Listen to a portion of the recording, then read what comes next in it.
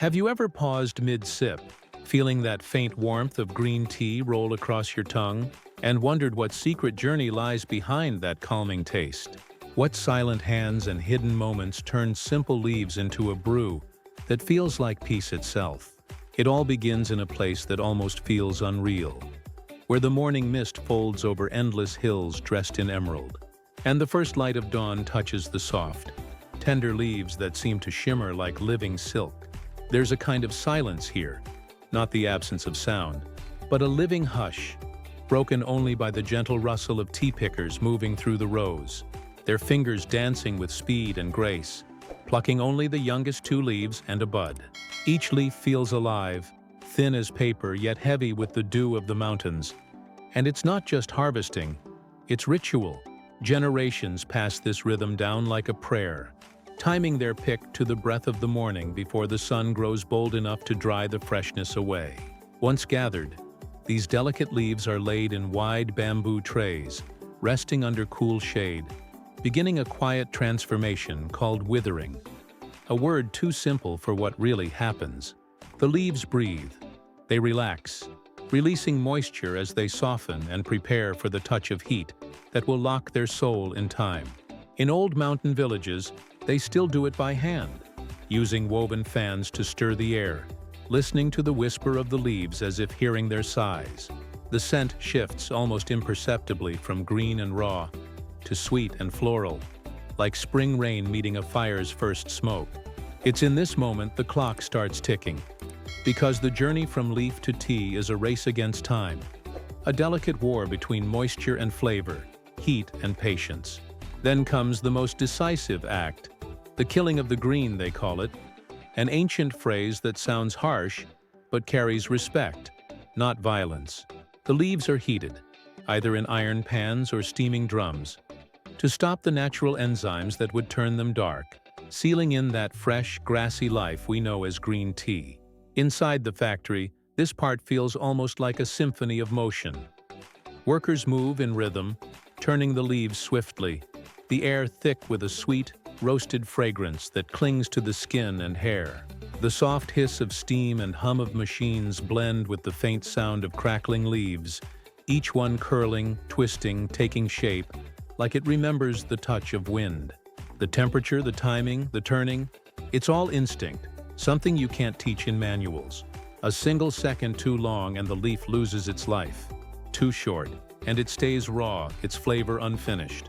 From there the leaves are rolled, once by calloused hands, now often by machines that mimic that same gentle pressure, shaping each leaf into a tight spiral, breaking down cell walls so the aroma can bloom later in your cup. The smell inside a rolling room is unlike anything else.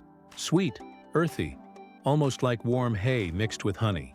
You can hear the subtle crunch as the soft leaves turn into slender curls, darkening slightly, glistening with their own oils. Some factories still keep old rolling stones, blackened from years of use, where elders teach younger workers to feel the tension of the leaf through the palm, reading its texture like braille. After rolling, the leaves are spread thin, ready for drying, the final act that gives them permanence. Hot air moves gently across them like a summer breeze with purpose, drawing out the last drops of moisture. You can see them shift in color, from vibrant green to muted olive, the surface turning matte, the aroma deepening into something familiar and comforting.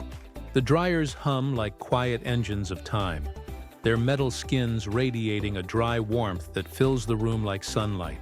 Workers check the leaves not by sight alone but by sound, the faint rustle that tells them it's done. Too dry and it turns brittle, too moist and it decays. It's this razor's edge that makes tea making feel like art disguised as science. And when the leaves finally cool, the aroma drifts through the air like memory itself. Clean, sharp, alive. But the journey doesn't end here. The leaves are sorted by size, by shape, by destiny. Fine leaves go to premium blends. Broken bits find their way into tea bags that travel across oceans. Each variety tells its own story. Sencha, matcha, gyokuro, each name carrying not just flavor, but heritage. In the higher mountains, small cooperatives still roast their leaves over charcoal, a slow, hypnotic process where every turn of the hand adds a shade of complexity. The flames lick the metal pans, sparks jump in the air, and the master listens, eyes half closed, for the sound that only perfect tea makes when it's ready. It's not just a craft, it's an emotion, a devotion passed down silently through generations who never needed words to explain it. And somewhere far from these hills, a modern factory hums, stainless steel, precision sensors, conveyor belts that move like veins of metal, carrying the legacy of that same leaf from past to present. Yet even amid automation, there's still a human pulse. Someone checking the aroma, another adjusting the air pressure, one worker's hand brushing the leaves instinctively, as if making sure they still remember the touch of the earth. When these dried curls finally leave the factory, packed tight in silver bags or delicate tins, their journey through heat, time, and care is complete. But only half the story told. The rest begins in the hands of the drinker. The moment those leaves meet water, everything they've endured awakens. Steam rises, carrying with it the scent of faraway hills, early mornings, and invisible hands. The water turns pale gold, the color of sunrise, and as it touches your lips, something ancient connects. The sweat of the farmers, the patience of the craftsmen, the rhythm of the machines, all dissolving into that one quiet sip. It's strange, isn't it? How something so simple can hold so much life. Each cup carries not just flavor, but memory. The rain that fed the roots, the warmth that dried the leaf, the care that sealed it in time. Even the silence between sips feels sacred, like listening to the heartbeat of nature slowed down. That's the paradox of green tea. It's both fragile and eternal. In every factory, every field, there's a kind of poetry that no automation can replace, a balance between chaos and calm, between science and spirit.